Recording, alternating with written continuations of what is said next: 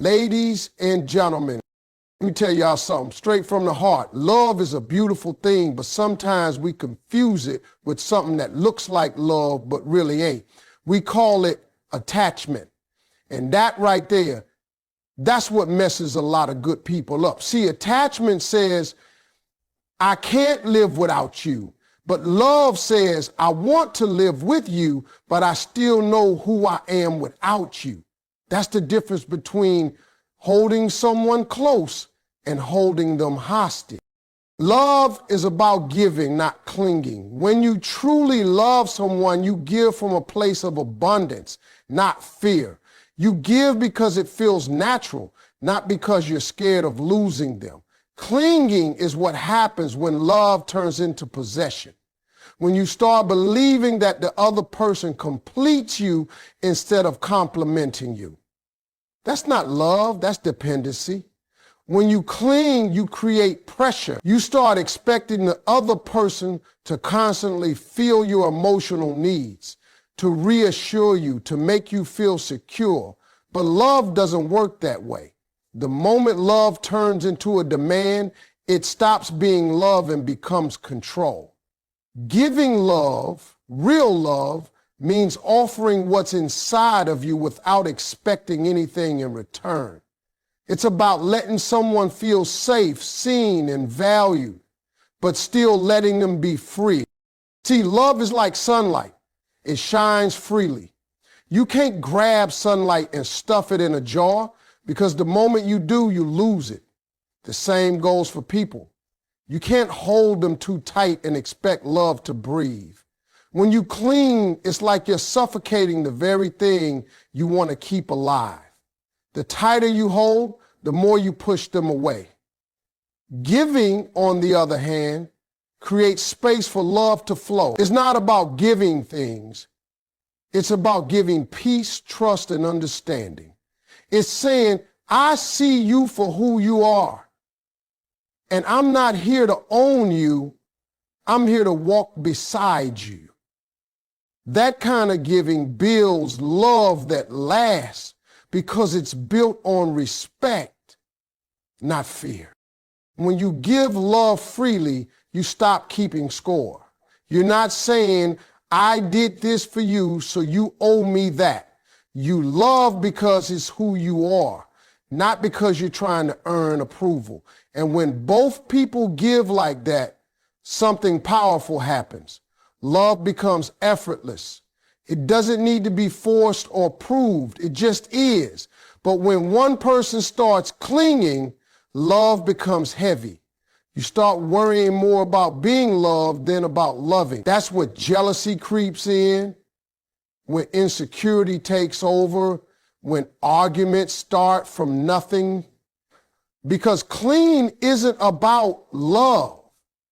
It's about fear of being alone. Real love doesn't come from fear, it comes from fullness. When you love yourself first, you don't need to cling to anyone else to feel whole. You can give love without losing yourself. That's the kind of love that inspires, not drains. People feel that energy. They're drawn to it because it feels safe, not suffocating. And the funny thing is, the moment you stop clinging, love actually becomes stronger because freedom breeds loyalty.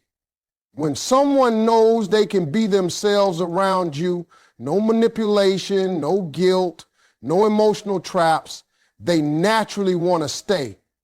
Giving love instead of clinging to it is the ultimate expression of strength. It means you trust that what's meant for you will stay, not because you held on tight, but because it chose to. That's real love. Attachment is rooted in fear, while love is rooted in freedom. When people get attached, what they're really doing is holding on to something because they're scared to lose it. It's like building a house on quicksand. You keep trying to hold it together, but deep down, you know it could all fall apart any second. That fear of losing someone makes you cling tighter, act out of insecurity, and sometimes even push them away. Love, on the other hand, is built on trust and freedom. It's not afraid of change or distance because it knows that what's real doesn't need to be controlled. Love says, I choose you, not I need you. And that's a big difference. Attachment binds people out of fear. Love connects people through choice.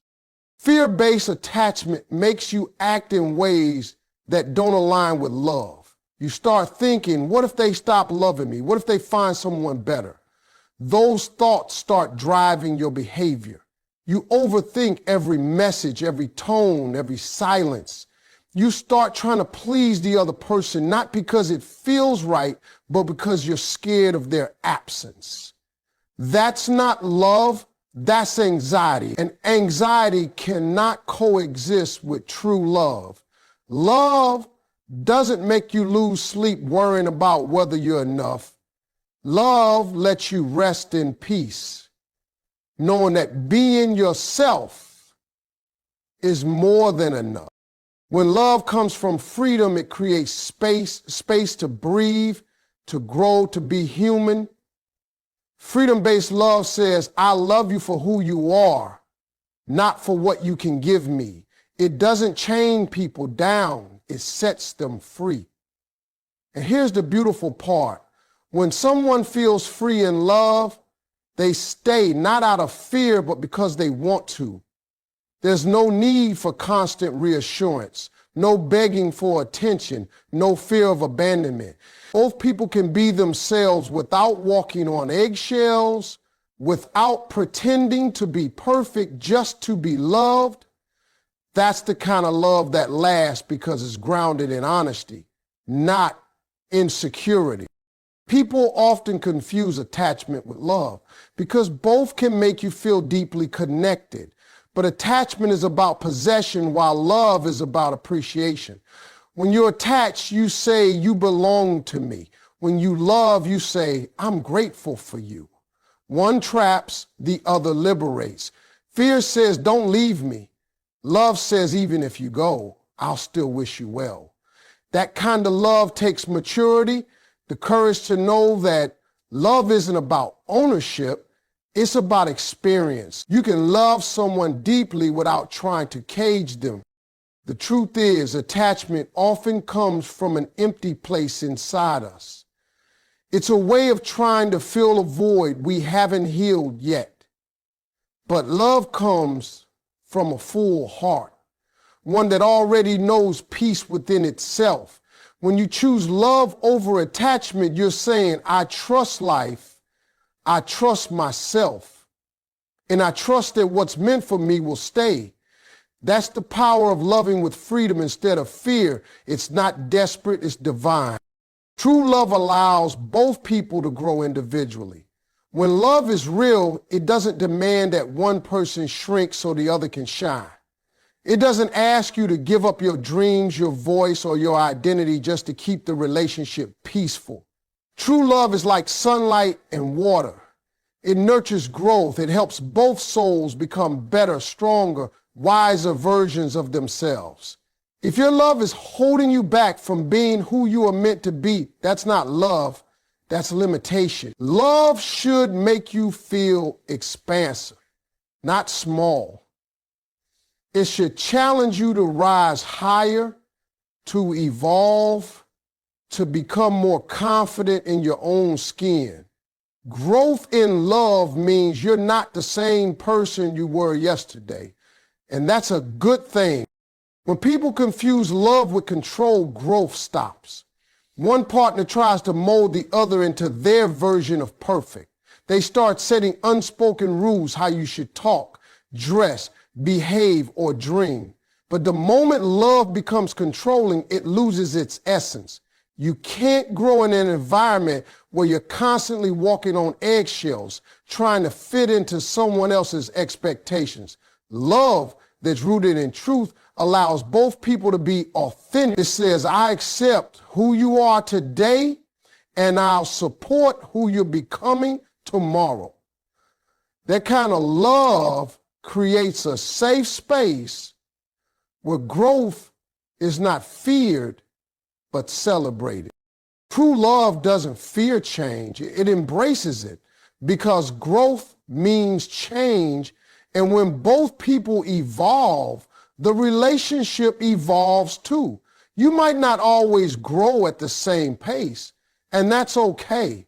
What matters is that you keep supporting each other's journey. Love is not about always being identical, it's about being aligned. You don't have to share every interest or every opinion, but you should share the same respect for each other's individuality. The moment love starts demanding you to stop being you, it stops being love and becomes control disguised as care. In true love, you find encouragement, not competition. You celebrate each other's wins without jealousy. You push each other to do better, and you stand together through every storm. Real love inspires you to chase your purpose, not abandon it. When two people are growing together, the bond becomes unbreakable because it's built on mutual respect. There's nothing more beautiful than a partnership where both souls are evolving side by side. Not because they need each other to survive, but because they choose to thrive together. And here's the truth. When you allow growth in love, you keep the spark alive because growth brings freshness, new experiences, new depth. You keep discovering new things about yourself and your partner. You don't get stuck in routine or fear of change because you both trust the process. Love like that doesn't suffocate. It breathes, it moves, it expands. True love never asks you to lose yourself. It helps you find even more of who you are. That's the kind of love that lasts a lifetime. Not by holding on tightly, but by growing freely, together and apart. You can care deeply without losing yourself.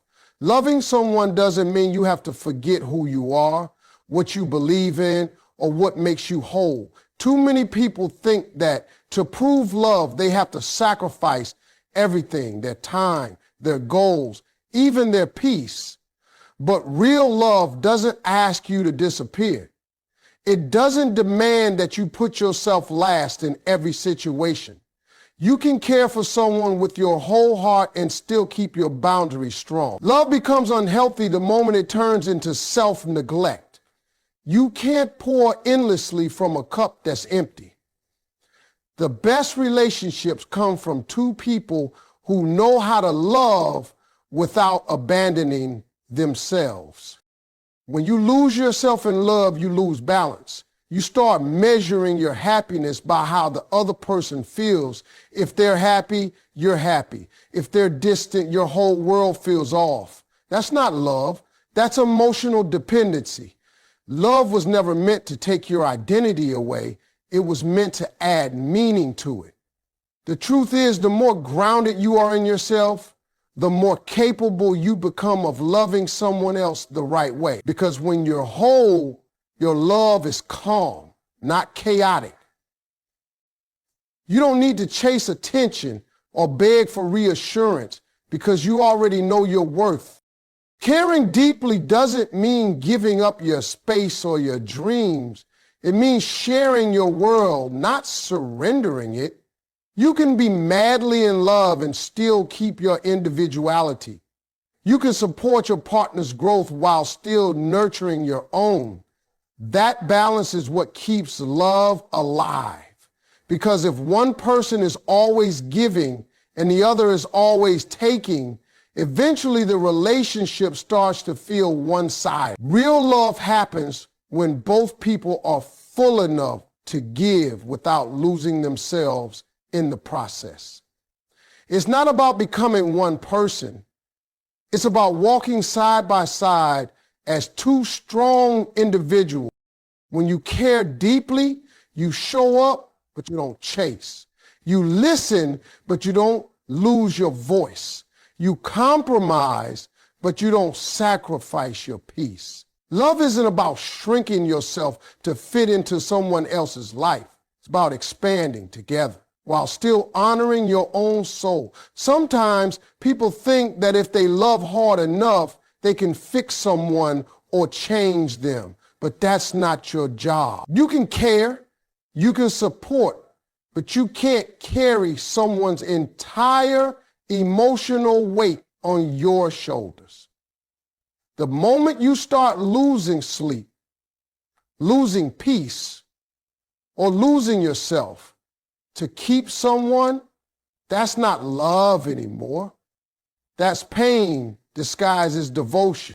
True love doesn't drain you, it refills you. It motivates you to become better, not exhausted. When you know how to love without losing yourself, you show up from a place of power. You love with confidence, not desperation. You bring peace, not pressure. Because at the end of the day, love isn't about giving all of yourself away. It's about sharing your best self with someone who values it. That's how you care deeply and still stay true to who you are. When you stop trying to control love, it becomes real. Control is the silent killer of genuine connection because it comes from fear, not trust. So many people try to control how love unfolds. They want to decide how their partner feels, how they act, what they say, where they go. But love was never meant to be managed like that. Love isn't a contract, it's a flow. When you start trying to control it, you block the very thing that makes love beautiful. It's freedom. You can't force someone to love you a certain way, and you can't make them express affection on your terms. The moment you do that, love starts losing its magic. Real love only thrives in honesty, not in manipulation. Control often comes from insecurity. When you're scared of being hurt or abandoned, you start trying to hold on tighter. You start questioning everything, overanalyzing words and doubting actions. But the truth is, love can't breathe under pressure. When you constantly try to direct how love goes, you stop being present in it. You start worrying about outcomes instead of enjoying moments. Love is meant to be felt, not managed. And the hardest thing to learn in love is letting go of control and trusting the process. Because when you trust, you stop forcing things. You stop trying to make someone prove they care. You start to let love just be. You can't control another person's heart, and you shouldn't want to. Everyone deserves the freedom to love authentically. Real connection happens when two people choose each other freely every day, not when one person is pressured into staying. The beauty of real love is that it's voluntary. It's not born from rules or fear. It's born from choice. When someone chooses to love you without being forced, that love has depth. That's the kind of love that lasts because it's sincere, not coerced. When you stop trying to control love, you give both people room to grow.